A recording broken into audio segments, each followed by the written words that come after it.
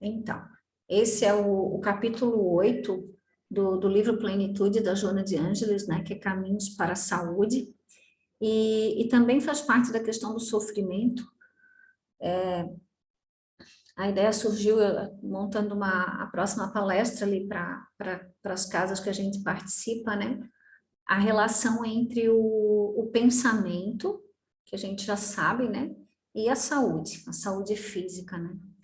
E tem tudo a ver com as questões do sofrimento, porque se a gente não consegue perceber a nível psíquico, muitas vezes, a gente acaba percebendo de uma maneira mais intensa na questão física, né?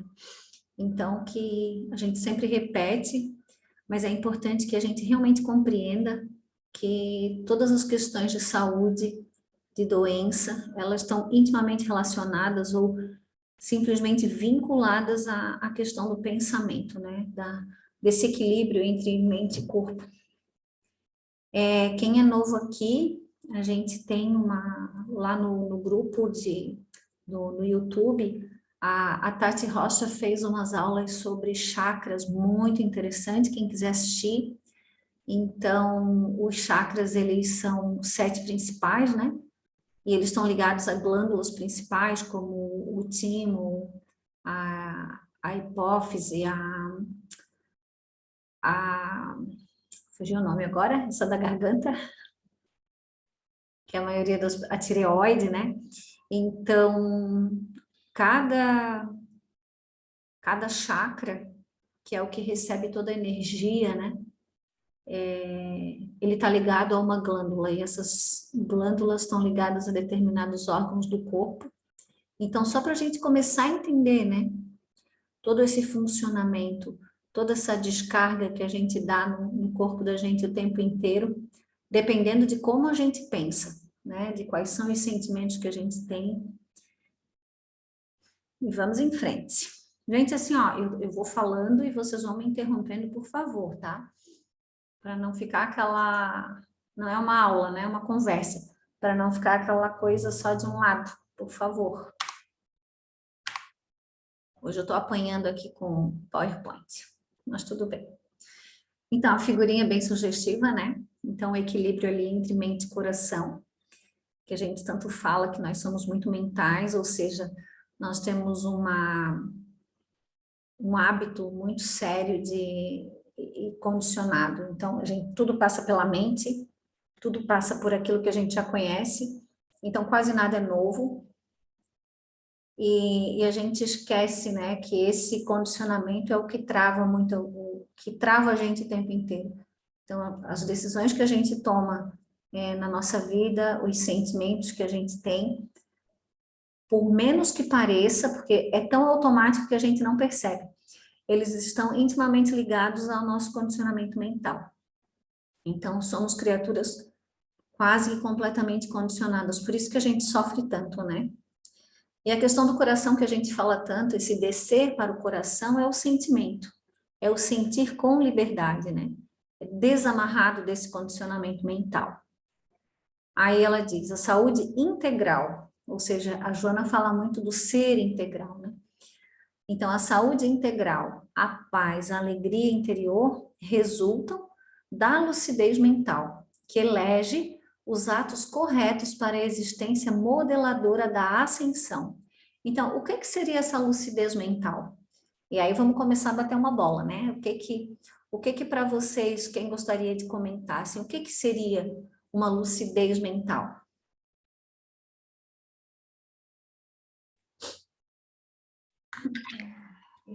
Acho que seria relacionado ao que a gente já falou bastante, né? A estar presente na casa mental, a não se deixar, estar lúcido, quer dizer, estar consciente, né? Estar desperto, porque é não deixar se dominar pelos condicionamentos mentais, né? Pelos hábitos mentais.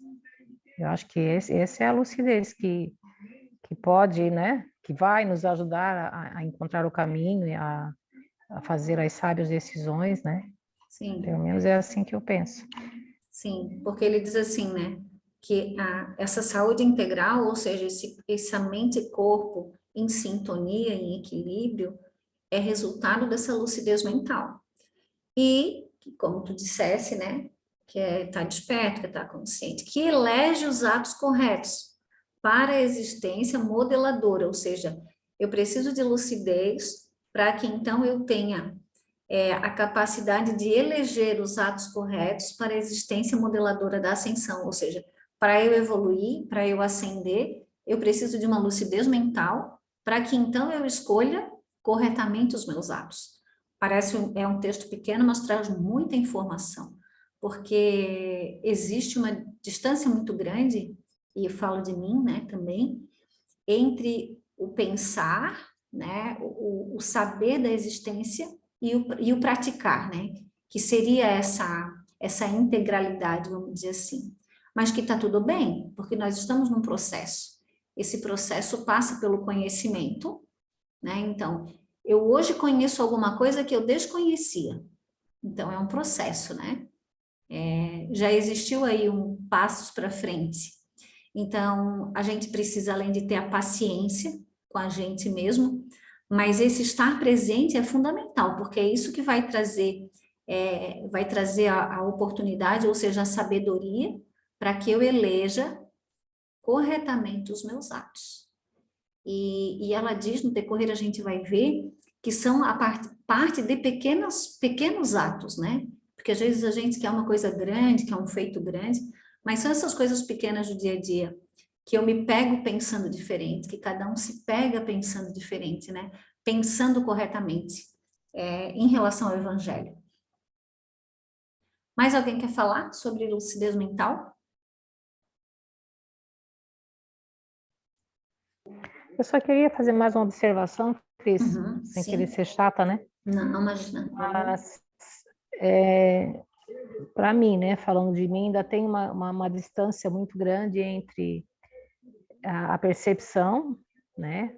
Tipo assim, a gente percebe, eu já consigo perceber alguns pensamentos que vêm, que não são benéficos, mas mesmo assim, mesmo vendo chegar, mesmo sabendo que não são bons, mesmo assim eles ainda afetam, né? Eles ainda me afetam, ainda me deixam até doente, né? Porque Sim. então assim existe essa diferença, né? Essa distância, né? Entre o conhecimento e a prática, né? Infelizmente, né? Ainda existe, né? O condicionamento ainda é muito mais forte, né?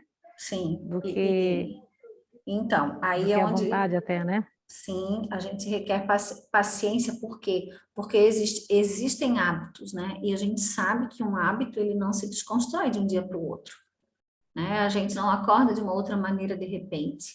Então, nós criamos hábitos mentais.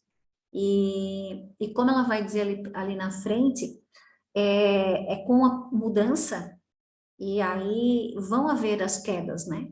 E tá tudo bem, porque existe uma construção aí nesse meio todo. Mesmo que pareça que a coisa está de ladeira abaixo, a gente não pode ver dessa maneira pessimista, porque vamos voltar ali o nosso raciocínio. Nós não tínhamos a informação. Hoje nós temos a informação, mas nós ainda temos o hábito antigo, que está sendo reconstruído, vamos dizer assim. Então, eu pensava de uma maneira que continuo ainda pensando daquela maneira em alguns momentos, mas eu já vejo um outro lado dessa moeda, né? Então, isso é uma construção, e essa construção pede paciência, paciência com a gente mesmo, porque isso é um hábito novo que está se construindo. Então, futuramente, quando talvez esse episódio aconteça, ou qualquer episódio que se repete, a gente já vai ter um outro comportamento. E esse comportamento vai estar já no meu subconsciente. Então, eu já vou agir de uma outra maneira, instintivamente, entende? Então, a gente está numa mudança muito grande agora, todos nós, né? Quem participa aqui não tem como não estar passando por isso tudo. E isso aflige muito a gente, porque a gente quer uma mudança rápida. Ah, não, eu quero, de agora em diante, eu quero não sofrer mais, e eu quero ser a Cristiane nova. E não é assim que funciona, né? Olha quantas encarnações a gente vem construindo, isso que a gente está começando a desconstruir agora. Então tem que ter muita paciência.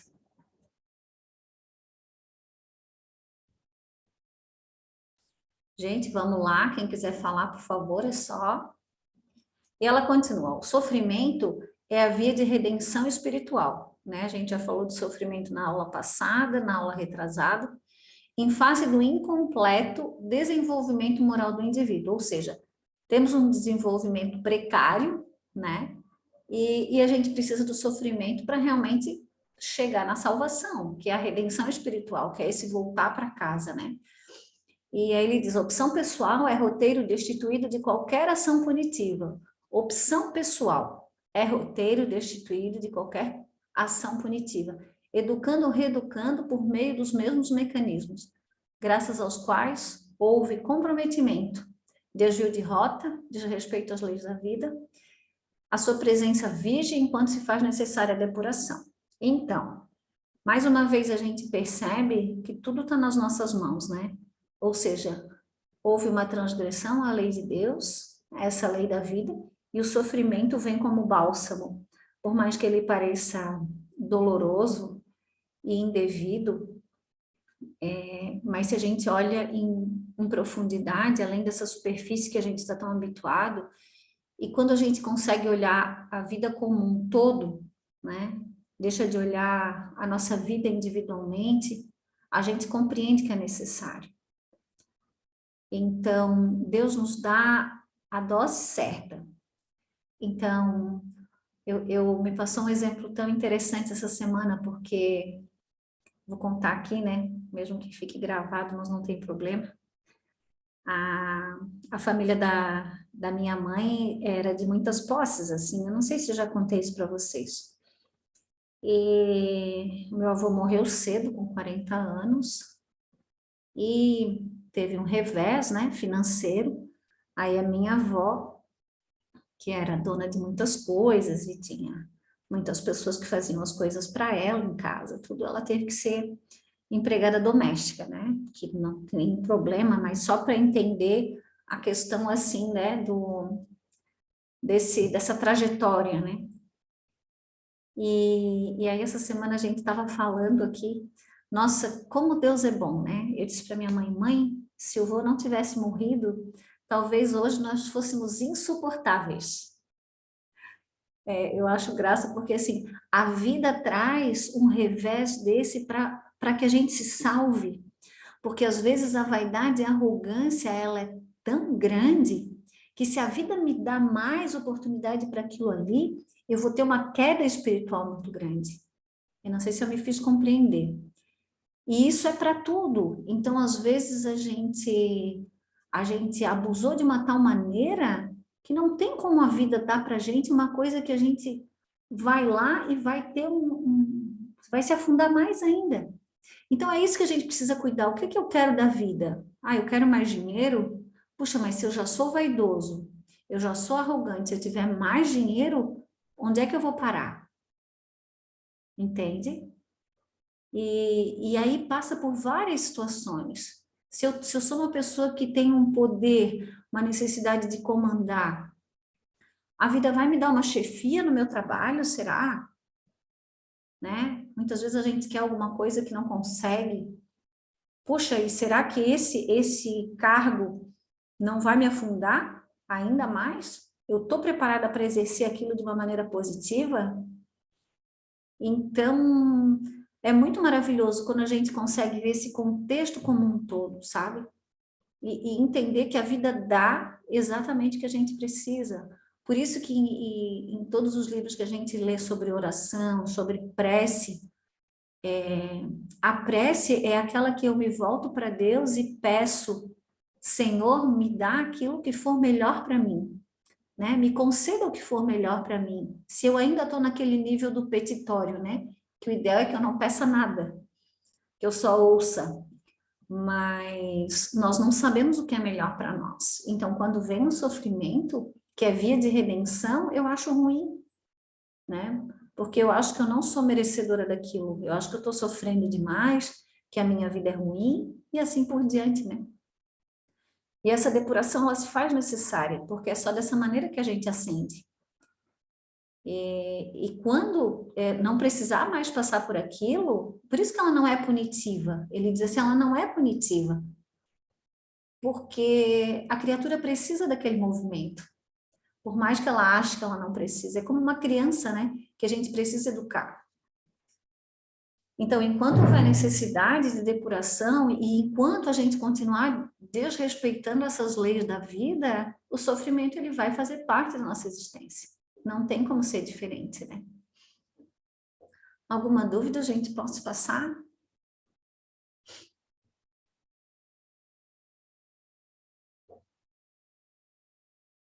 Enquanto não se convençam as criaturas de realizar o equilíbrio, a homeostase, que é a estabilidade, ideal entre o psiquismo e o corpo físico, debater-se-ão nas malhas de qualquer tipo de sofrimento. Essa figura, ela representa as reencarnações, né? Quantas vezes a gente vem e vai, e vem, e vai, e não consegue se equilibrar.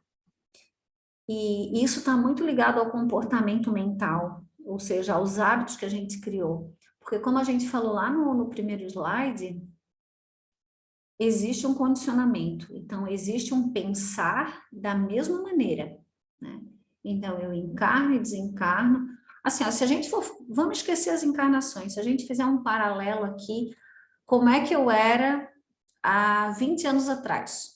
A gente até que está no curso, está pensando um pouquinho diferente, né? Mas antes do curso, tá? Como que era meu pensamento há 10 anos atrás, há 20? Vamos ser bem sinceros, assim, a gente não pensa a mesma coisa, tem as mesmas percepções, olha para as coisas da mesma maneira, julga as pessoas da mesma maneira, critica. Então, vocês imaginam assim, se numa existência, às vezes décadas se passam e as pessoas continuam falando das mesmas coisas, sentindo da mesma maneira, tristes, depressivas ou se sentindo injustiçadas, passa uma vida porque criou aquele hábito. E aí se tem a ilusão de que morreu, acabou, né? E a gente sabe que não é assim.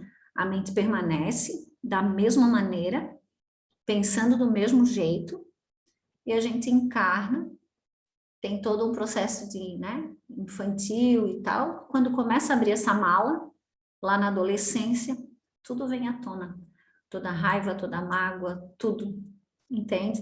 Por isso que a gente vai perpetuando, né? Aí cria um padrão e vai sofrendo. Então, eu acho esses momentos que a gente tem aqui, essa oportunidade que a gente está tendo, fantástica, porque é como se a gente conseguisse romper essas amarras, né? E se libertar um pouco desse sofrimento. Porque enquanto nós não sairmos desse ciclo vicioso, a gente vai continuar sofrendo. E vai aumentando, né? Vai, na verdade, diminuindo esse ângulo. E o sofrimento vai apertando até o momento que a criatura desperta.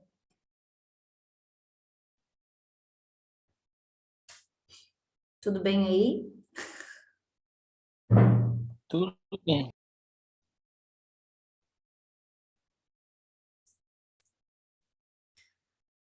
Advertência ao desvio da linha de harmonia. Harmonia, né, gente? Quando falo em harmonia, eu lembro de música. Então, vocês imaginam uma orquestra bem linda tocando assim harmonicamente. Desvio da linha de harmonia. Ele se apresenta em forma de energia comprometida, bloqueada ou desequilibrada. Então, nós somos energia. Nosso pensamento é energia. Nosso corpo funciona, né, através dos chakras, através da energia que pulsa, que circula. Quem é que é responsável pela energia? Quando a gente fala que o fluido vital, ele é neutro. Então, ele está disponível para todo mundo. Quem é que transforma isso tudo em bom ou não tão bom, ou em ruim ou em péssimo?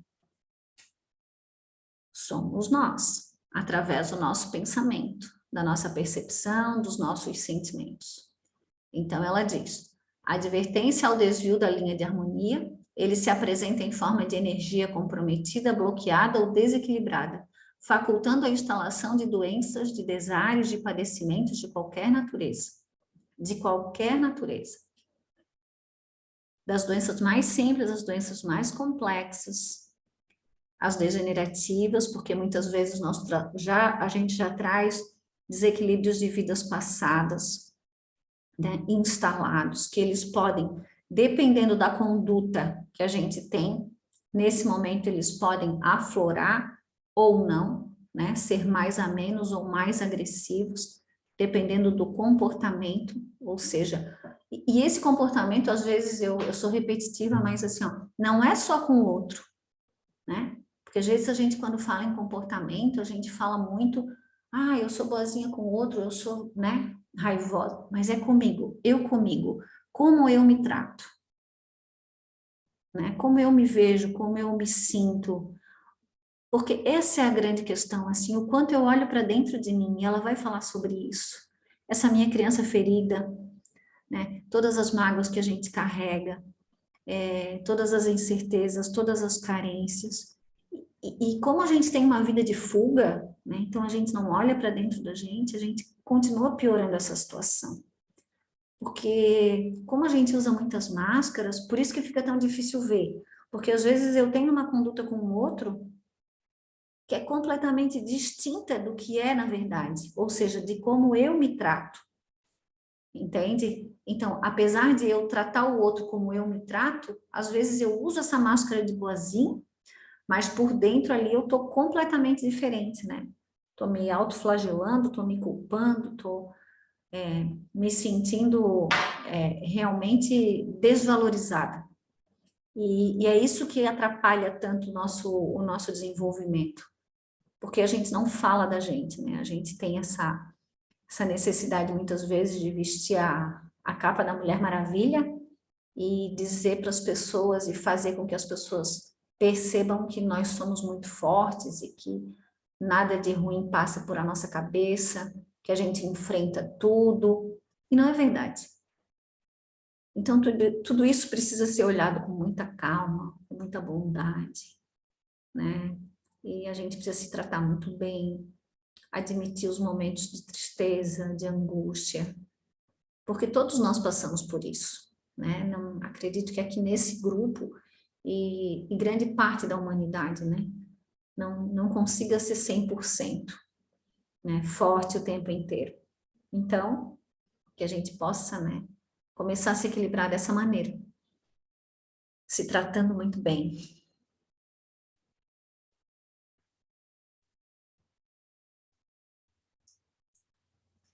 E aí, quanto comprimido, meu Deus? Certamente as terapias, ela fala convencionais, ajudam na recuperação da saúde. E em nenhum momento nós colocamos colocamos em segundo plano as questões médicas, né? Porque existe, se a medicina está aí com todas as suas novidades, né? Existe o lado espiritual em tudo. Então, o desenvolvimento da medicina também é orquestrado pelo mundo espiritual. Então, nada do que acontece aqui já não é sabido do outro lado. Então, é imprescindível que a gente tenha todo um cuidado para manter essa nossa harmonia, esse nosso equilíbrio, mas que a gente nunca deixe, né, de procurar o outro lado. Então, ela diz que as terapias convencionais ajudam na recuperação da saúde, na sua relativa manutenção. Por que relativa? Né? Porque a medicina, os medicamentos, eles não tratam a causa, né? E sim o sintoma. Então, se tu vai num médico com uma dor, eles vão tratar da tua dor. Mas Tô travando, Ju. Tá travando? Deu uma travada. Ah, tá. Melhorou? Deu. Tá. Então, a medicina, ela vai tratar o efeito, né? A causa, como normalmente é psíquica, fica. Então, a gente vai, às vezes cura, aparece uma doença em determinado ponto do corpo, e tu vai lá, se trata, cura, aparece em outro, por quê? Porque a causa não está sendo tratada. Então, dizem, né, que a psicologia vai ser a medicina do futuro. Porque a partir do momento que a criatura se equilibra emocionalmente, consequentemente, todo o corpo sente esse benefício, sente esse bem-estar.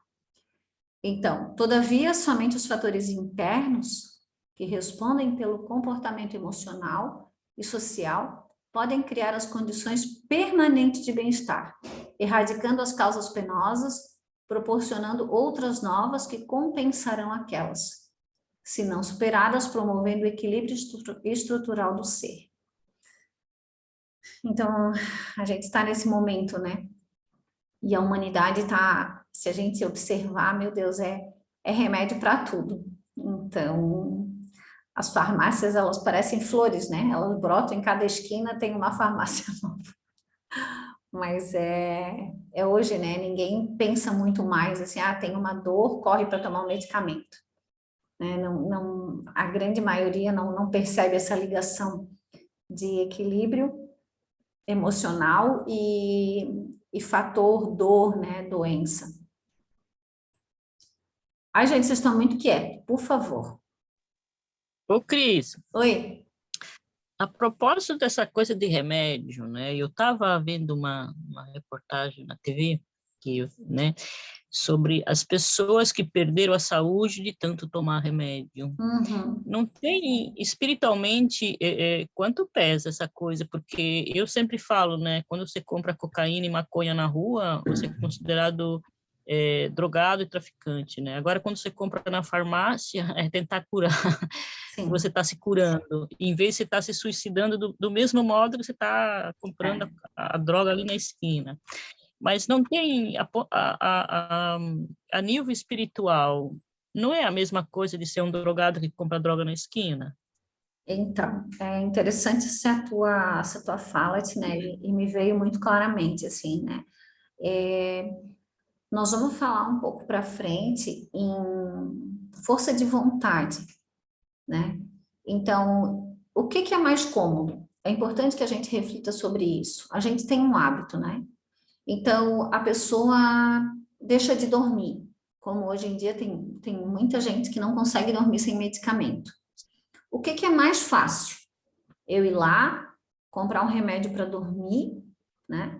Ou tentar começar a me investigar, me autoconhecer e realmente começar a refletir e entender que essa minha falta de sono está ligada a comportamentos equivocados que eu tenho, entende? Então, hoje, as pessoas querem a facilidade, né? Então, eu acredito que seja um suicídio involuntário, né? Quando se vai ao medicamento, não todos e nem todos os casos, obviamente, né? Como já falei anteriormente, o medicamento ele é fantástico para muitas coisas e necessário para tratamentos e tal. Mas assim, porque tudo tem que ver o que move essa pessoa, né? Tudo é o que te move. Que sentimento é esse? Então, se eu vou lá, eu me drogo com medicamento não muda muita coisa de uma droga ilícita, né? É como uma bebida, é como qualquer coisa que exagere, que saia desse equilíbrio.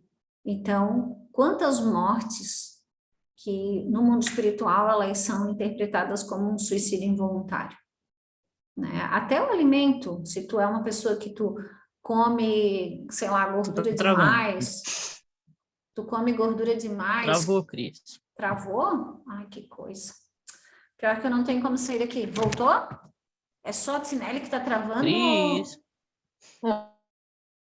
Tá ouvindo? Alô? Alô? Você travou, Travando. caiu. Caiu? É. Tá, vamos ver aqui. Voltou? Voltou? Sim. Eu tô aqui em cima, mas eu não tenho como sair daqui. Eu vou abrir a porta ali para ver se não. Peraí.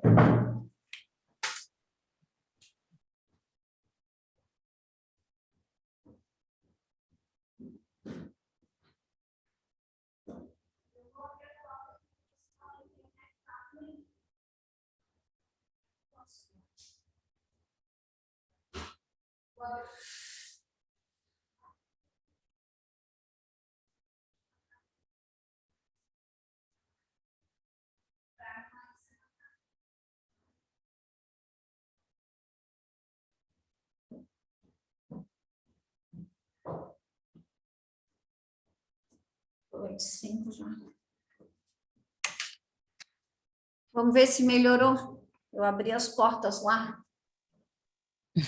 Tá me ouvindo melhor? Tá, agora vai. Vamos lá, vamos Sim. ver se dá. Então, onde é que a gente parou? Então, aí falando do suicídio involuntário, né? Tudo que sai do equilíbrio, tem mortes que são avaliadas pelo mundo espiritual como um suicídio involuntário. Como carne demais, como gordura demais. Criei uma doença no meu fígado, né? Quem é que fez isso tudo? Meus hábitos alimentares foram o quê? Né? Houve um exagero que provocou um desequilíbrio no meu organismo. Então, tudo isso a gente tem que tomar cuidado, né? Como que a gente se alimenta, quais são os medicamentos que a gente toma, como que tá essa relação, né, com o meu corpo? É tudo muito fácil, às vezes a pessoa, um exemplo, né? Isso às vezes a gente já vê aqui, né, na vida física. Eu não quero menstruar mais. Tô jovem, não quero menstruar mais, porque dá trabalho, porque é chato, né? As meninas aí vão me entender. Um exemplo, né? E aí eu começo a tomar medicamento para não menstruar mais. Isso por comodidade, gente, não estou falando por doença, né? Um exemplo. Não quero, tal, não estou afim. O que acontece? Chega lá com 40 anos, eu estou numa menopausa terrível, né? Sofrendo todas aquelas situações. Eu agredi meu corpo, né? Eu deixei de ter um ciclo normal, natural, porque eu não queria aquilo, né? Eu achava chato. Não era por nenhum motivo realmente mais Caiu, sério. Cris. Bloqueou de novo. Que coisa chata, né? Voltou? Voltou. Tá, então vamos assim. Não sei até onde que vocês ouviram, mas é isso, assim. Então, depende muito do meu sentimento, né? O que eu quero comigo? Vamos lá, então. Mas o Pode falar. que também que me chama muita atenção, que são próprios médicos e psicólogo, parapsicólogo, psiquiatra, né, pessoas muito bem informadas, muito bem estudadas sobre esse campo do remédio, né, dos efeitos colaterais do remédio, que Sim. eles são mais droga do que remédio, né?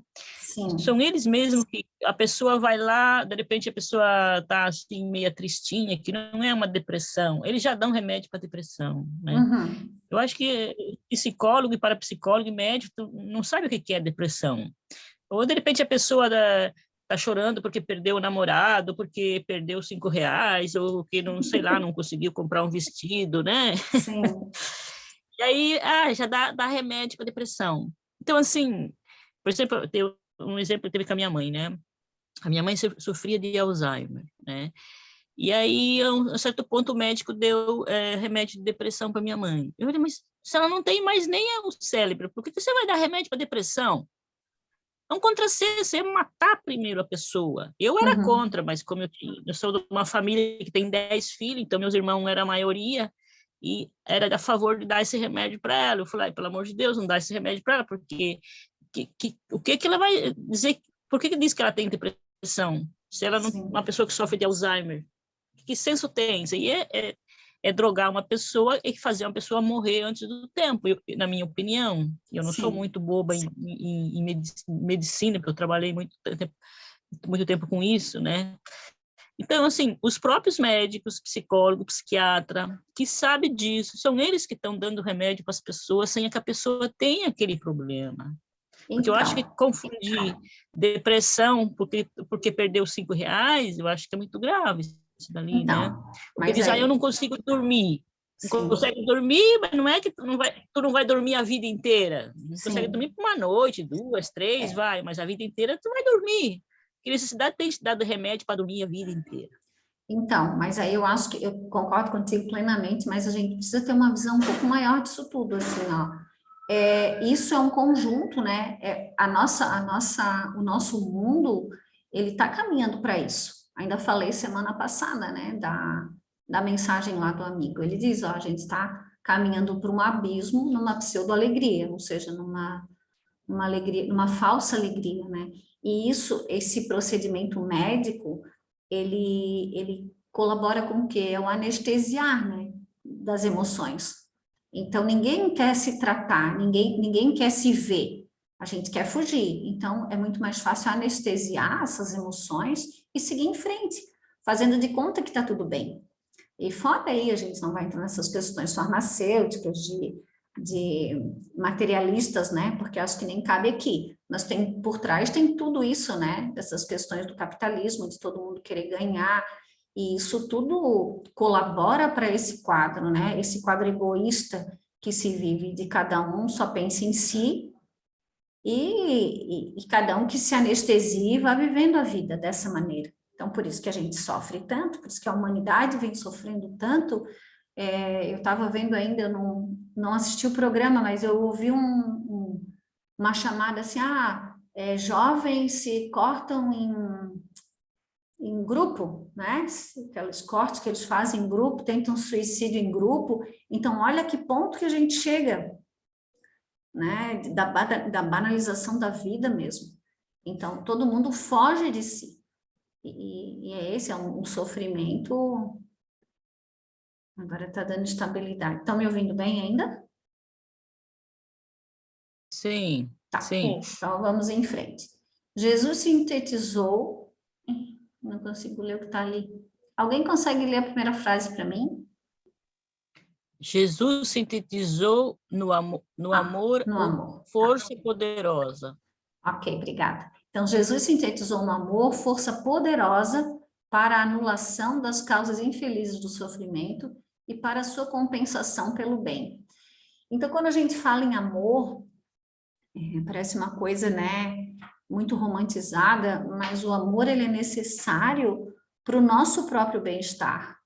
Porque quando ele diz que o amor é força poderosa para a anulação das causas infelizes do sofrimento e para a sua compensação pelo bem. Então, se eu consigo pensar amorosamente, ou seja, com compaixão, com bondade, com caridade, eu estou fazendo bem primeiro a quem, né? A gente tem essa ideia de estar fazendo bem para o outro, e sim, mas primeiramente a gente faz bem para a gente mesmo. Porque quando eu tenho um pensamento de amor, seja ele em qual direção for, eu primeiro estou me encharcando daquele amor.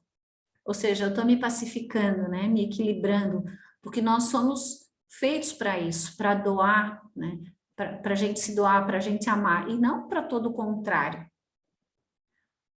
Allan Kardec, por meio da observância das lições do Evangelho e das diretrizes propostas pelos espíritos superiores, aludindo a Jesus, apresentou a caridade como sendo a via real para a salvação, a aquisição da saúde integral. Então, eles dizem, né, muitas vezes a pessoa está numa situação delicada, está passando por um momento difícil de saúde, se ela se doa, por mais complicado que esteja, ela se sente bem, porque ela se encharca de tudo isso, né? Então, quando diz assim, a caridade, fora da caridade não há salvação. Por quê? Porque a criatura que realmente entende o que é amar, o que é ser caridoso, ela se integra, né? Ela se harmoniza, ela vibra saúde, ela vibra no bem. Então, tudo está em mim primeiro. Até isso, né? Até a caridade. Então, se eu faço caridade para o outro e acho que estou fazendo alguma coisa para o outro, mas o primeiro a se beneficiar de tudo isso sou eu. A gente tem um exemplo muito bacana aqui em casa nas segundas-feiras, a Helena já participou aqui várias vezes, né? Acho que do grupo aqui só a Helena, acho que a Claudine não está. E a gente faz as marmitas ali para o pessoal que está em situação de rua, né? E gente assim, ó, a Helena tá aí, não vai me deixar sozinha. O fazer as marmitas traz uma sensação inenarrável, sabe? A gente passa uma tarde trabalhando e trabalhando duro, e a gente não se cansa, a gente sai feliz, a gente sai de alma lavada, sabe? Como se a gente tomasse um medicamento. E isso é um pequeno exemplo, né? De que como fazer o bem desinteressadamente traz essa essa coisa boa para dentro da gente, né? Esse sentimento real de alegria e de poder estar integrado com o todo. Porque a gente deixa de olhar para a gente como uma individualidade. Cris, Oi? não, só deixa eu até fazer um complemento que, na verdade, assim, às vezes a gente chega, né? Eu tenho sido agraciada, né? Com a oportunidade de poder participar algumas vezes. E a gente chega ruim, chega com problema e sai sem o problema. É impressionante. Não, é só quem passa, só Chega quem lá está às aqui. 3 da tarde, um problemão, que tá te botando no chão, uma tristeza, uma coisa. Aí a gente começa a trabalhar, até canta de repente, faz oração no meio do percurso, e daqui a pouco tu te dá conta que aquele problemão virou um probleminha. É impressionante mesmo. Veja, né? É a chave da alegria, né? É a caridade. Então vamos sair a fazer o bem, que eu acho que nossos problemas se acabam, né? Mas agora que eu me dei conta disso, e é uma grande verdade, né, Cris? Nós temos que achar mais lugares para trabalhar, mais, sabia? Sim, Eu acho que é isso que está faltando, mais doação. Que o tempo que a gente mas se doa para um serviço assim do bem, né? Se doa para o bem, nossa, primeiro a ser beneficiado com certeza somos nós, né? Só para dar um reforço mesmo. sim. Está escrito aqui, né, onde tem o coraçãozinho vermelho, a prática do bem dá saúde ao corpo e alegria ao espírito. É André verdade, Luiz, né? é verdade. E eu vi um videozinho sobre ocitocina, né? Porque lá no comecinho da aula a gente falou sobre os chakras, as glândulas e as glândulas que secretam os hormônios, né? Então é todo um conjunto, a aparelhagem é fantástica. A gente não consegue ter ideia do que é, né? O perispírito, o espírito, o corpo físico, toda essa estrutura maravilhosa que trabalha como uma grande orquestra e tem como pensamento maestro, né? E isso é muito maravilhoso. Então eu ouvi um videozinho, o cara narrando e dizendo que, não sei se eu já contei para vocês, alguém já deve ter escutado também, que ele estava na fila do café, naquela loja famosa Starbucks, não sei o nome. É de café, né? Tem no mundo todo. E ele disse para o caixa assim, ó, paga o café para essa mulher que está na fila depois de mim, mas não diz nada. Só paga o café, não diz que fui eu que paguei, e diz que ela é muito amada. E aí ele saiu para o lado, né, e ficou ali só observando. Aí o caixa fez o que ele disse, né? E a mulher, ele disse que quando a mulher ouviu aquilo, ela teve uma expressão tão intensa, né? E ele disse que esse hormônio que é liberado, que é a ocitocina, ele é liberado na hora do parto, né? Quando a mãe dá à luz. Então, ele liberou hormônio quando ele teve esse ato, e aí o detalhe é que tem que ser desinteressado, né? Ele doou desinteressadamente. O cara do caixa também ficou em êxtase ali, e a mulher mais ainda. E aí ele contou também que ele estava num outro lugar e entrou 3 senhoras. E ele tinha perdido a mãe dele fazia 3 anos. E aí ele disse que olhou para aquela senhora e achou muito parecida com a mãe dele. Aí ele chamou o garçom e disse que ele queria, né, que ela servisse um café para ela e dissesse que ele que tinha dado.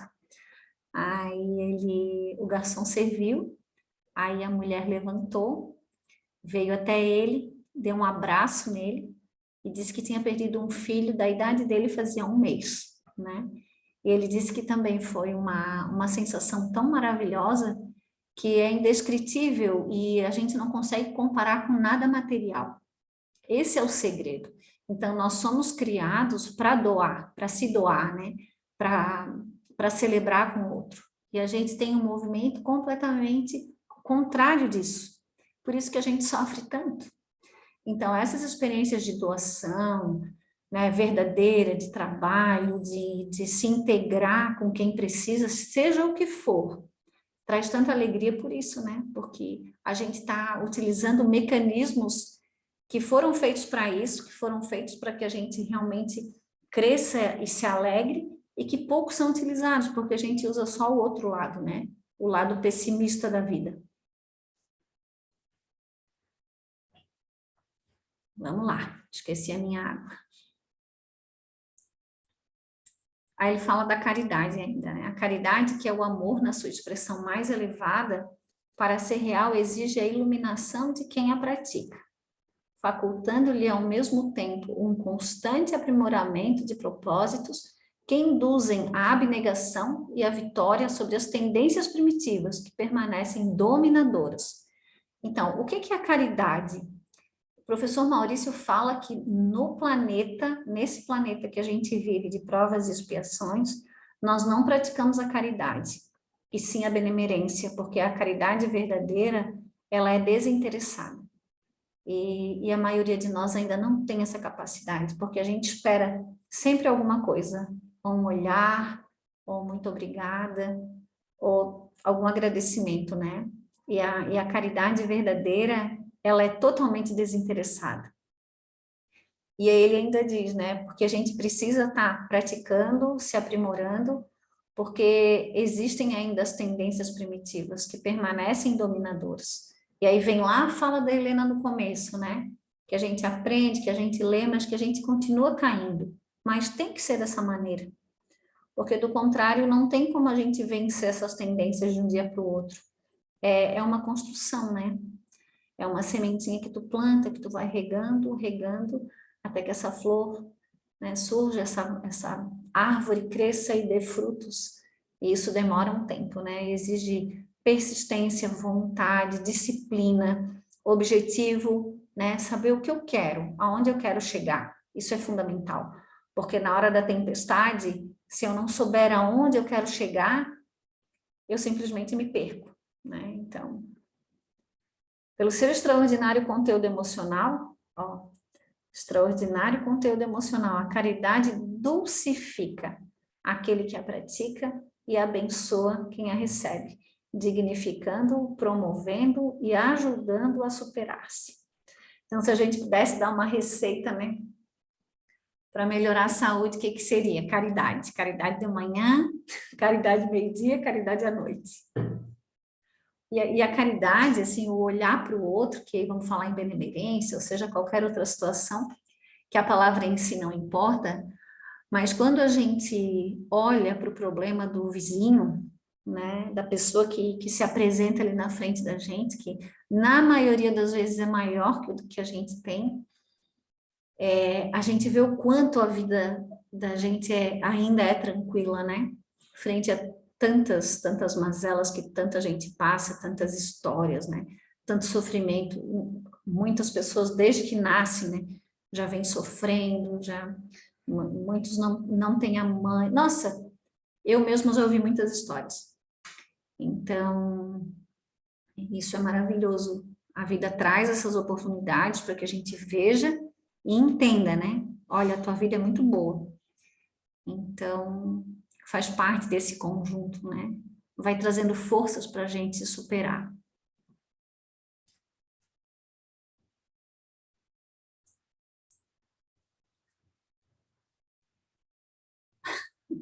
Eu achei essa figurinha muito engraçada, porque eles assim, ó, por isso, verdadeiramente, a sua é uma ação de profundidade, que exige requisitos especiais, a caridade, né? Adquiridos pelo esforço de constante aprimoramento espiritual. A criatura humana sempre crê, até naquilo que nega. Né? Lembra que o Jorge fala que uma negação é uma verdade, né? Então, se a gente diz uma coisa que a gente não é, porque a gente é. O seu ato de negar é uma força de crer, que defende com entusiasmo e vigor. A negação, por isso mesmo, é um tipo de afirmação, demonstrando a crença natural ou racional em torno da sua convicção. Crer retamente, porém, é direcionar o pensamento de forma positiva, edificante, firmando-o em propósitos saudáveis, ali faltou o S, que favorecem a realização. Excelente dos postulados nos quais se crê. Aí a figurinha diz ali, né? Basicamente, tudo se resume à sua falta de maturidade e sua recusa em lidar com o problema. E aí tá a gente ali dizendo, lá, né? Não estou ouvindo nada. Essa é a negação, né, gente? Às vezes não é assim tão tão escrachada como está aqui, mas a gente nega o tempo inteiro. Isso é uma realidade. Então, a gente é ciumento, é invejoso, é rancoroso, é magoado, mas a gente não admite, né? Na maioria das vezes. Ou, às vezes, olha, mas não quer ver e foge. E aí fica a mesma coisa, né? Não querer ver, fugir, dá quase no mesmo. E olhar para essa negação, para isso tudo que a gente tem e todo mundo tem, é fundamental. Fundamental para que a gente saia desse sofrimento, né?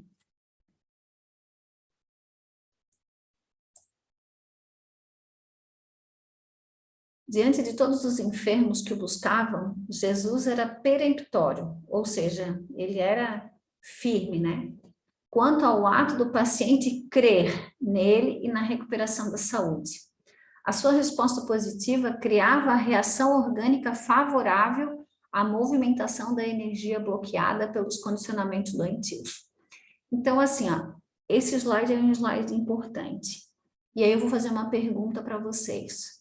Quem acha que nós temos a capacidade de autocura? Né? Não, talvez não estejamos aptos ainda, mas quem acha que dentro de nós existe a capacidade da cura? Eu acho que sim, mas é como tu falou. Eu acho que a gente tem uma potência enorme, todos nós temos, né? Muitos de nós já há bastante tempo estudamos a respeito, mas ainda não conseguimos usar, né? Em nosso benefício. Mas eu acredito sim que a gente tenha poder de autocura, sim, de todos os nossos problemas. E aí, como tu falou no início da aula, né? Curando os problemas emocionais, a cura física vem automaticamente também, né? Porque uma coisa está inteiramente ligada à outra. Mas com certeza, nós temos sim.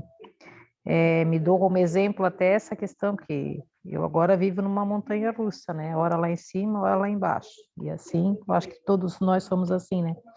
E quando a gente está bem emocionalmente, o nosso físico também está bem. Então, né? Agora basta a gente ter uma crise grande, uma contração grande, né? Uma queda espiritual, às vezes até, e aí o físico também já automaticamente vem e já berra, né? E já sente. Então, com certeza, eu acredito que a gente tem esse poder, sim. Sim. Pena não sabermos usar corretamente, mas que temos. Tem um livro chamado Efeito Isaías. Eu não sei se alguém já leu. Ele dá uns exemplos assim de cura, mas a cura, porque Jesus, na verdade, era como se fosse a ponte, né? Então, o crer nele fazia com que houvesse a recuperação da saúde. Mas esse poder está dentro da criatura, só que se a gente estivesse na frente de Jesus, com certeza, mas nós temos esse poder, mas tem que existir a junção do coração com a mente, e não é o acreditar, é o sentir. Esse livro, ele tem umas partes que ele narra muito, muito maravilhosamente isso, assim, que a mulher se sentiu curada, mas não é aquele se sentir duvidoso, não é aquela fé vacilante, é aquele sentir-se, não, eu tô curada, e de verdade, e realmente aí acontece a cura, porque movimenta energias que nós desconhecemos. Ela vai falar sobre isso aqui para frente. A sua resposta positiva criava a reação orgânica favorável à movimentação da energia bloqueada pelos condicionamentos doentios, pelas sequelas kármicas propiciadoras dos distúrbios degenerativos nas áreas do corpo, da mente ou da emoção. Então, existe essa possibilidade, né? Só que nós não movimentamos essa energia, essa energia está bloqueada pelo nosso condicionamento. Então, nós temos uma capacidade de autocura e de tantas outras coisas que nós ainda não temos nem sonhamos, né? Vamos dizer assim. Tudo isso parece muito distante, como se fosse mágico, e na verdade não é, né? São potências que a criatura tem, que não são utilizadas, né? Como essa e tantas outras, né? Desde novinha, eu escuto dizer que nós usamos um percentual muito pequeno da nossa capacidade cerebral, por exemplo, né? Então, vocês imaginam as outras coisas, né? Ó, tanto que afeta ali a certeza de que tudo pode se realizar, né? Então, a abertura mental e emocional do enfermo, a certeza de que era possível a recuperação e que Jesus podia consegui-lo, proporcionava-lhe a receptividade necessária ao imediato processo de cura. Aqui está bem claro isso que eu queria dizer, né? Então, existe uma abertura mental e emocional, a certeza de que era possível a recuperação. Então, é possível, nós ainda não conseguimos esse feito, né? Mas estamos a caminho. Assim, a fé tudo pode, pois aciona inexplorados mecanismos íntimos do homem, geradores de forças não utilizadas, modificando por completo a paisagem interna, depois externa do ser. A fé remove montanhas, acentuou Jesus. Ô, Cris, Oi. me veio a seguinte dúvida, mas quer dizer, eu penso que a resposta até, né, eu já tenha, mas a pessoa tem que ser, eu não posso com a minha fé curar outra pessoa, né? É a pessoa que tem que Sim. ter a fé para se curar, né? Sim, sim. Eu não... então tá. É porque é como se tu tivesse, eu não sei explicar, me vem por intuição, sabe? Mas é como se tu tivesse um botão de start que tá num lugar que tu não tá acostumado, entende? E quando ele fala nesse efeito Isaías, é quando tu tem a junção dessa fé inabalável, né? Com o teu sentimento, é razão e sentimento, então, que dá, tem uma palavra para isso, que eles falam, uma colapsar a onda, é o colapsar a onda, que existe essa junção entre a certeza do teu coração com o que tu tá pensando, e aí a coisa acontece, né? E sim, cada um cura a si próprio, porque a fé tá na criatura, né? Então, tu não tem como curar o outro, porque a gente não é Jesus, né? Mas é bem fantástico esse é um mundo muito desconhecido ainda, né? Oi, querido. Assim, a pergunta da Helena, que ela falou agora, né, que uma pessoa não pode curar outra, mas pode sim. Eu acredito que pode, porque eu tinha 16 anos quando eu tive meu acidente de mergulho, e eu não tinha consciência de nada. Eu era um jovem que não era assim, não tinha esse pensamento que eu tenho hoje. Sim. Mas a fé da minha mãe me curou. Te curou? Pode ser que sim. É o que eu te digo, né? Eu não. É um campo muito desconhecido ainda. Mas existe o magnetismo. Tem pessoas que têm um magnetismo muito intenso e que realmente, de repente, pode promover uma cura, né? Eu tenho certeza que foi dela. Foi dela. Minha fé que ela assim, entendeu? Então, eu não tinha, porque 16 anos tu é um jovem que né, não sabe a mensidão do problema. Sim. Não sabe mensurar. E a oração toda noite do meu lado. A minha mãe era muito com a relíquia de Padre Réus passando no meu corpo. Sim. E foi essa dela que curou. Sim. Sim, mas ali naquele momento, talvez tu desse tu tivesse a tua participação, né? Talvez hoje tu não tenhas consciência, não tenhas a consciência que tu tem hoje, mas tu tinhas um desejo de te curar naquela época, né? Sim. Mas a fé dela...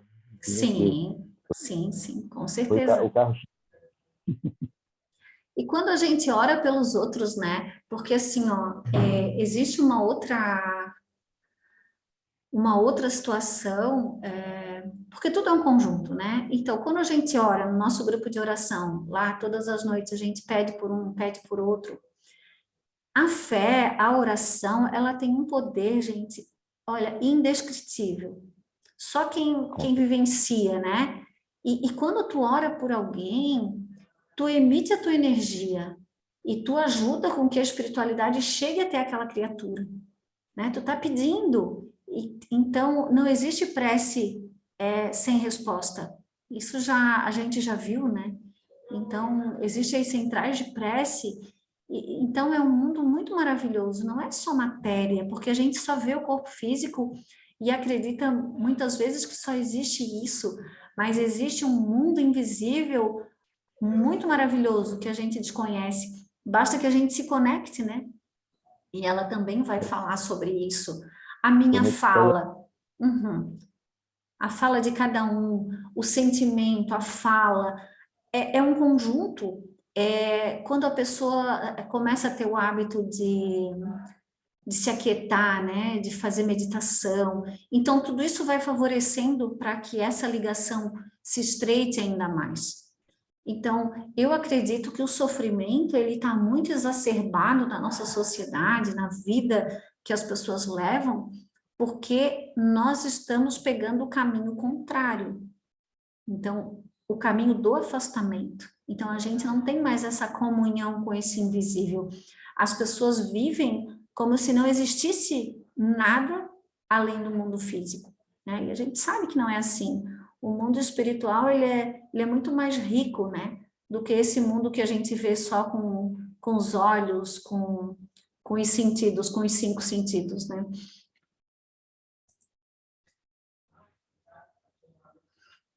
Vamos em frente. Eu nem sei se nós vamos ter chance de terminar depois dessa aula, ou se vai ser só hoje. Crer retamente conduz ao querer retamente. Então, eu creio, mas eu preciso querer, né? Não adianta só eu creio e tal, mas o meu dia a dia é diferente, né? Então, a gente tem que ter uma harmonia entre o crer, o querer e o praticar, né? Uma das razões do sofrimento humano é o querer equivocadamente, conforme a ilusão do prazer imediatista e alucinado, que elege o dispensável em detrimento do essencial, né? De acordo com o transitório e não com o permanente. O que ela quer dizer com isso? A gente elege as coisas na vida da gente, e não é só coisas materiais, a gente está falando a nível de pensamento, de sentimento. Então, eu escolho aquilo que me dá prazer, né? A ilusão imediatista, alucinada do ter, do querer, do fazer, do me sentir mais importante, do estar sempre com a razão. Isso é prazer imediatista, porque eu deixo de olhar para o todo, eu só estou vendo aquele momento ali. E elejo o dispensável, né, em detrimento do essencial. Então, a vida me dá a oportunidade de eu escolher o que é essencial para mim, que é a caridade, a bondade, o compreender, o se colocar no lugar do outro. E aí eu acabo escolhendo as coisas que eu já estou habituada, né? Meus hábitos mentais elegem aquilo ali, e eu, como estou ali numa casa mental sem dono, eu me deixo levar. E para lográ-lo, age segundo as tendências negativas, né, que a gente já conversou também. Por que a gente tem essas tendências negativas? O nosso passado é mais negativo, né? O mundo que a gente vive nos atrai para baixo, negativamente, comprometendo-se moral e espiritualmente. Esse querer equivocado escraviza o ser às paixões inferiores, né? E a gente fala tanto. Bebida, comida, sexo, hábitos inadequados, falta de vontade, falta do uso da inteligência, por aí vai. Cujas algemas o retêm inexoravelmente aos efeitos infelizes da eleição. Ou seja, elegemos o que não é essencial e aí ficamos refém dessa nossa escolha. Para o seu prazer, o indivíduo quer o que não lhe convém, permitindo que o egoísmo se sobreponha aos interesses gerais, prejudicando todos aqueles que possam constituir-lhe impedimento ou provocar-lhe dificuldades. Então, esse slide, ele é muito real, né, gente? A gente quer facilidade. E o nosso dia a dia é assim, né? Tudo que chega, que tira a gente do nosso eixo, vamos dizer assim, desse eixo equivocado, né? Porque, na verdade, a gente está vivendo de maneira equivocada, a gente simplesmente deixa passar, né? Deixa passar essa oportunidade. Mas isso a gente conversa sempre, e é preciso que a gente entenda que é uma construção, né? Que eu acho que a gente está caminhando muito bem, todos nós, né? Pegando, só o fato de refletir sobre já é fantástico, porque quanto tempo a gente passou fazendo da mesma maneira, da maneira equivocada, sem nem sequer pensar na possibilidade de estar fazendo a coisa errada. Então, hoje a gente já consegue passar pela prova, muitas vezes a gente não tem êxito, mas a gente consegue refletir sobre, né? E na próxima oportunidade a gente consegue um pouquinho mais e um pouquinho mais, e assim a gente vai caminhando. Aí ele fala do poder da perseverança, né? Quem elege a montanha não evita a ascensão difícil. Então, se a gente está elegendo subir a montanha, a gente sabe que não vai ser fácil, porquanto faz parte da aspiração que se sustenta interiormente, ou seja, eu tenho que ter vontade, né? Eu tenho que ser perseverante. O ato de querer torna menos ásperos os desafios e as dificuldades. Então, eu quero, já é uma grande coisa. Querendo retamente difundir a mensagem de Jesus, Paulo aplicou os mais desgastantes esforços, padecendo enfermidades, abandono, apedrejamento e quase morte, afirmando confiante: ai de mim se não pregar o evangelho, vivendo com sacrifício o ideal que o abrasava. Então, a preservação do querer com retidão rechaça as propostas ignóbeis, mesmo quando se apresentam como fórmulas salvacionistas solucionadoras. Só essa última frase daria para a gente falar muito, assim. Quantas vezes a mente da gente engendra tudo de uma maneira que apresenta uma situação completamente equivocada como uma fórmula salvadora, né? Porque a nossa mente é astuta. Então, por isso que a gente tem que ter muito claro na vida da gente o que a gente quer e o que é a retidão. Porque nós vivemos num mundo de força, de astúcia, estamos sob a lei de causa e efeito e caminhando para a retidão. Então, se eu sei o que eu quero, se eu sei o que é certo, se eu sei o que é errado, fica bem mais fácil, né, eu sair dessas fórmulas salvacionistas solucionadoras que se apresentam, né, de uma maneira astuta na minha vida. Então, muitas vezes a gente, escolhendo o caminho reto, a gente vai ter que abrir mão de muitas coisas materiais, muitas coisas transitórias, mas aí sim, eu preciso ter esse olhar do todo, né, do novo. O que eu quero para mim? Não o que eu quero para mim agora, nesse exato momento, mas o que eu quero para mim daqui a alguns anos, ou na minha próxima oportunidade reencarnatória.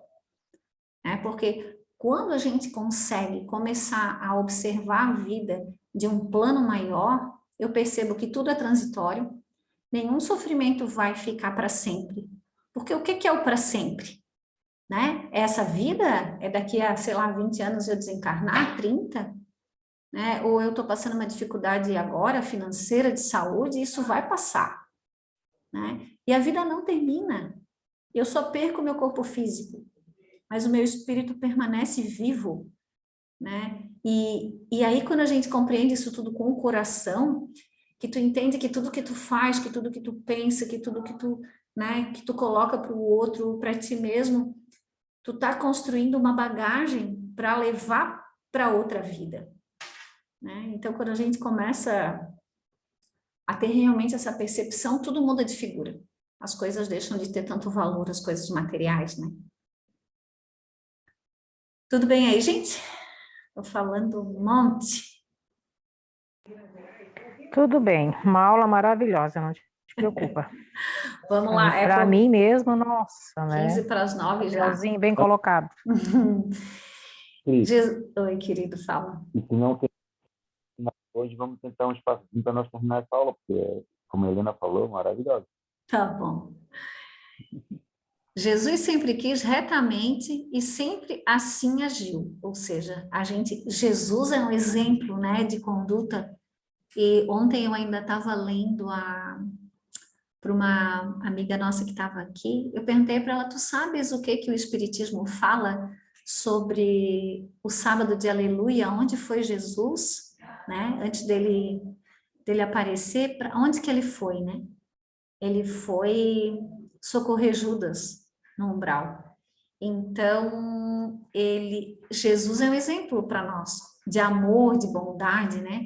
Então, ele diz, Jesus sempre quis retamente e sempre agiu assim, tornando a sua mensagem uma luz inapagável, a varar os séculos. Olha, gente, quantos séculos, né? Essa mensagem, para mim, nunca foi tão viva, superando desfigurações, interpolações e adulterações lamentáveis. Quando se quer crer retamente, fala-se com a mesma qualidade da intenção. E aqui ela começa a falar do falar, né? Essa conexão que precisa existir entre a fala e o coração. Essas palavras, conforme se refere o Evangelho, exteriorizam o de que está cheio o coração. Indispensável, portanto, a vivência íntima das aspirações superiores, a fim de que a música da palavra traduza-as para o exterior retamente. A palavra é valioso instrumento. Então, aqui, nesse slide, a gente percebe, né? Quando alguém fala do coração, de coisas que vivenciou, é muito diferente de quem fala do que lê, do que não viveu, do que não sentiu. Então, é muito fácil falar, né? Às vezes, fala bonito, fala tal, mas não fala com aquele, sabe? Com aquela intenção do coração, porque não vivenciou. Então, quando a gente aprende todas essas coisas que a gente vem aprendendo, por isso que é tão importante a gente vivenciar. Porque é como se fosse um processo, né? A mente percebe, o coração aceita, e a gente começa a viver realmente essa novidade, né? Esse novo, esse todo. E aí, quando tu vai falar disso para alguém, tu fala com uma outra conotação, porque a tua vibração é outra, né? A tua vibração é de quem está vivendo aquilo verdadeiramente, e não de quem está só repetindo algumas palavras, né? Ficou clara essa parte, porque depois ela vai falar me fugiu das meditações, né? Que é um conjunto. A gente vai criando um processo interior, né? De ouvir, de sentir, de perceber e de falar. E ainda a retidão. A retidão impõe-se em todos os passos da existência humana. Um coração tranquilo é resultado de uma conduta reta e, por consequência, fator basilar para uma consciência de paz. Então, para que realmente eu tenha paz no meu coração, eu preciso caminhar com retidão e ter um coração tranquilo, né? Uma consciência tranquila. Interdependem-se, portanto, esses elementos, ou seja, retidão, coração, né? Palavra, para uma vida feliz, desde que olhar-se para trás sem remorso, agir-se sem medo, em face dos sentimentos enobrecidos. Sentimentos enobrecidos, né? São duas palavras que traduzem muita coisa. O que é um sentimento nobre? E o quanto que a gente exercita essa nobreza, né? Que é possível e que vai trazer tanta harmonia para a gente como espírito, como corpo, como conjunto, né? Como ser integral.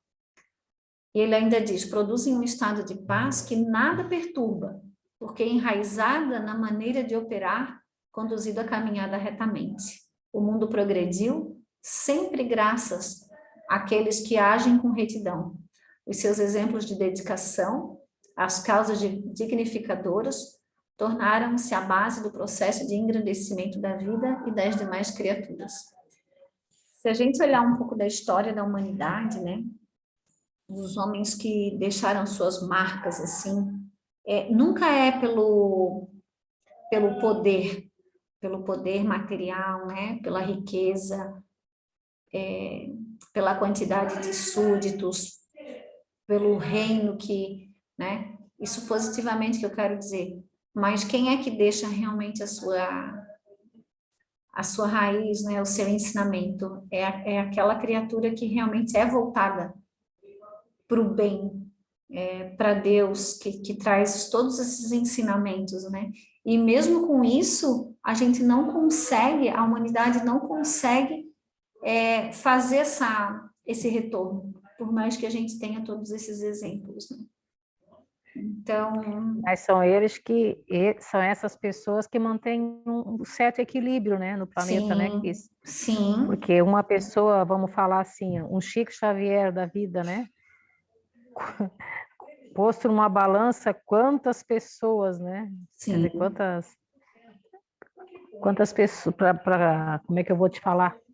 Corresponde a quantas pessoas que não praticam o bem, na verdade, né? Então, ele tem um peso muito forte e resgata muitos dos que fazem mal, né? Mantendo o equilíbrio, né? Sim, sim. E bem interessante isso. E é o que ele diz ali, né? Que o mundo progrediu sempre graças àqueles que agem com retidão. Então, por mais que a gente caminhe para o lado contrário, realmente, se existe um progresso, é por conta dessas criaturas, né? Que vieram com essa missão para realmente mostrar o caminho, né? Ó, é por aqui, mas segue quem quer, né? Dos seus exemplos de dedicação, ó, as causas dignificadoras, né? O Chico foi, meu Deus, né? Totalmente desinteressado da matéria, totalmente dedicado à vida espiritual, a ajudar as pessoas, então, né? Tem tudo isso.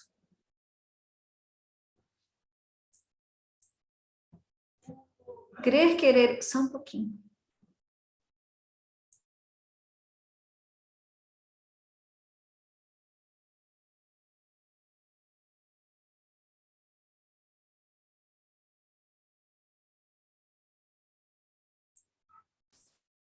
Desculpa, gente, que o meu filho estava gritando muito lá embaixo, jogando e estava atrapalhando aqui. Ó, crer, querer e falar retamente produzem uma vibração de paz que fomenta a saúde. Olha aí a saúde aparecendo, né?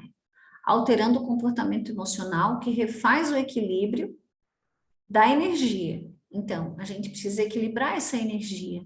E ele diz, ó, crer, querer e falar retamente produzem essa vibração de paz, né? Modificando o campo no qual... Ah, tá, é porque ali tá, no qual se instalam as enfermidades. Então, cada um precisa observar seu campo. Como é que é esse meu campo? É de pessimismo? Quais são os meus pensamentos diários? Como é que eu acordo pela manhã? Eu tenho o hábito da oração? Eu tenho o hábito da gratidão? Né? Como que é? Porque dependendo de como eu me habituei a viver, ou seja, de acordo com os meus hábitos, eu vou ter mais equilíbrio ou mais desequilíbrio dessas energias. E, consequentemente, vou estar modificando esse campo no qual se instalam as enfermidades. São, inevitavelmente, caminhos para uma existência saudável.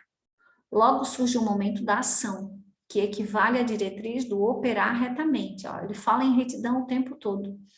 Os requisitos anteriores alcançam o seu momento máximo na ação, sem o que deixam de influenciar como necessário o comportamento que retrata a realidade íntima da pessoa. Ou seja, cada um tem uma realidade íntima que só a pessoa conhece, né? Só que isso se exterioriza através do quê? De um corpo saudável, de uma mente saudável, né? Primeiramente uma mente saudável, um corpo saudável, ou o contrário. A retidão impõe-se em todos os passos da existência humana. Um coração tranquilo é resultado de uma conduta reta e, por consequência, fator basilar para uma consciência de paz. Então, é impossível a gente desvincular pensamento, sentimento da nossa saúde. Então, por mais que a gente às vezes não consiga enxergar, né? Eu com as minhas artroses, né? Eu fico lendo, tem um livro da Cristina Cairo muito bacana, que fala sobre isso, eu não sei o título agora, mas é só colocar lá a doença que vocês têm, Cristina Caio, ou Metafísica da Saúde, que vai aparecer. Aí fala uma série de coisas, e se eu leio aquilo, eu me vejo naquilo ali, sabe? E aí, puxa, eu preciso ler, reler, ler novamente, compreender, começar a assimilar e modificar esse comportamento, né? Então, uma pessoa que consegue achatar, né, as suas vértebras ali, e é por comportamento, seja lá da outra encarnação, seja de agora, eu preciso acordar para isso. Quem tem pressão alta? Ah, não consigo controlar minha pressão, né? Vai investigar. O que que tem por trás disso? Que sentimento é esse? Né? Ah, eu tenho um problema no ombro. Tudo tem lá, gente, é fantástico o livro. Tem na internet ali também, dá para pesquisar. Né? Comece a se investigar, né? O que que é? Ah, eu tenho dor no joelho, tenho dor no pé, tenho dor no dedo. Tudo tem um porquê, né? E esse porquê está ligado a um comportamento, a um trauma, uma situação que a gente vivenciou. Ô, Cris, Oi? só para reforçar essa tua fala, assim, que eu até já falei, mas vou ser um pouco mais específica, né? Eu estou no oposto desse momento, né? Mãe com Alzheimer e com dificuldades, eu acho que tem, né? Não sei se vocês têm isso na família, mas assim, e toda essa minha revolta, a negação, a não aceitação me deixou literalmente doente fisicamente, né? Travou o pescoço, coluna, voltou dores na lombar, dores nas pernas, coisa que eu já não tinha mais há muito tempo, né? Então, assim, só para enfatizar mesmo. E vou compartilhar com vocês a dificuldade que eu estou tendo de sair dessa situação, sabendo, né, eu penso que por esse meu quadro clínico, né, físico, né, por conta dessa situação, até porque estou infringindo, né, uma lei que eu acho que é uma das mais importantes, que é honrar pai e mãe, né, quando a gente não consegue aplicar essa lei, quando a gente não, né, então assim, ó, eu só queria deixar assim, bem, enfatizar bem essa questão mesmo, assim, sabe, e para que a gente tome esse cuidado mesmo, né, para que não aconteça com vocês o que está acontecendo comigo, e que aos poucos eu estou conseguindo me levantar, ter que dar a volta por cima, mas é isso, assim, ó, estou doente fisicamente por conta de uma revolta, de uma situação que eu estou tendo que viver, né? Tá faltando, assim, ó, a gente tem, como eu falei no começo, né, que a gente tem o conhecimento, sabe o que está acontecendo, e mesmo assim, o condicionamento vem, nos derruba, nos deixa doente, né? Sim. Só para vocês verem como a gente como é que eu digo, frágil. É Em algumas condicionado, situações a frágil, gente né? Sim. se deixa levar, se deixa bater muito facilmente, né? É Sim. aquela velha história, como é importante realmente o estar atento, né? Para o que vem acontecendo, para o que vem à nossa mente, né? Era isso. Obrigada, Helena. Então, assim, né, vamos usar o exemplo da Helena para encerrar, falta um minutinho só, porque assim, ó, o quanto ela se desequilibrou, né, emocionalmente, a revolta. Então, se a gente olhar para a revolta, o que que é a revolta, né? É a falta de tudo que é convergente com Deus, com o Evangelho, porque a revolta é a falta de bondade, é a incompreensão, é a raiva, muitas vezes. Ele está usando o exemplo da Helena, mas todos nós vivenciamos isso, né? Então, quando eu me revolto, eu ergo um muro, eu ergo um muro para toda essa energia benéfica que vem de Deus, dessa energia de cura, eu não aceito. Essa é a frase, né? Então, eu não aceito o que a vida está me colocando nesse momento. Em contrapartida, eu deveria o quê? O que que a vida me pede? Amor com a minha mãe, volto a dizer, um exemplo da Helena, mas poderia ser meu. Então, eu preciso o quê? Amar a minha mãe, compreender as limitações, olhar para a vida dela como um todo, tudo que ela precisou passar, por mais que ela não fosse a mãe que eu queria, mas ela com certeza deu o melhor que ela tinha para dar. Então, esse olhar de bondade é o que salva a gente, porque é caridade, dentro da nossa limitação de ser caridoso, né? Porque a gente sempre só quer, né? A gente quer ser aceito, quer ser amado, mas a gente não quer dar. E isso é uma realidade. e para tudo, né? Para os pais, para os filhos, para os maridos, para quem a gente encontra na rua, para Deus. Então a gente está sempre cobrando, né? E que fica essa reflexão final, porque a cura está nas nossas mãos. Basta que a gente não se coloque contra a vida, né? Não se coloque contra o outro. Que a gente ame, que é o que pede aqui, né? Porque o amor, ele cura. Ele cura porque, como eu falei anteriormente, quando eu faço para alguém, eu me encharco de tudo aquilo antes. Então, se eu tenho um pensamento de bondade, de compreensão, eu vou estar encharcando todo o meu corpo físico, porque o meu psiquismo vai jogar toda essa energia benéfica e vai circular por todas as minhas células, na minha corrente sanguínea, vai irrigar todo o meu corpo como um todo. E é como se a gente se desse um banho de luz, né? Essa é a verdade. Gente, são 9 horas, encerramos aqui. Deus, como sempre, muito providente, porque essa aula tinha que ser hoje, sabe? Eu acho que, né? E que me perdoe a Tati, obviamente, uma professora maravilhosa, né? Não, mas assim, eu digo, o conteúdo, eu acho que tinha que ser esse hoje mesmo, né? Então, Obrigada, Cris. Então eu vou convidar vocês, eu mesmo vou encerrar, pode ser? Só vou.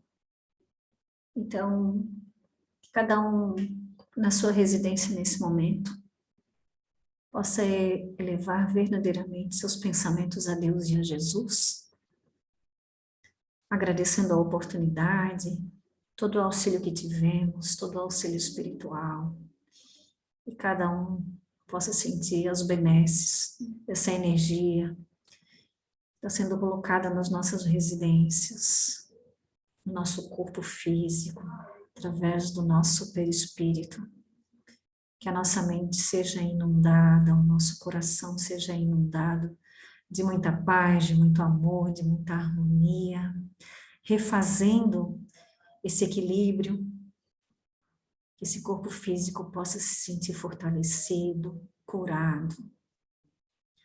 Pai nosso que estás nos céus, santificado seja o vosso nome. Venha a nós o vosso reino, seja feita a vossa vontade, assim na terra como é feita nos céus.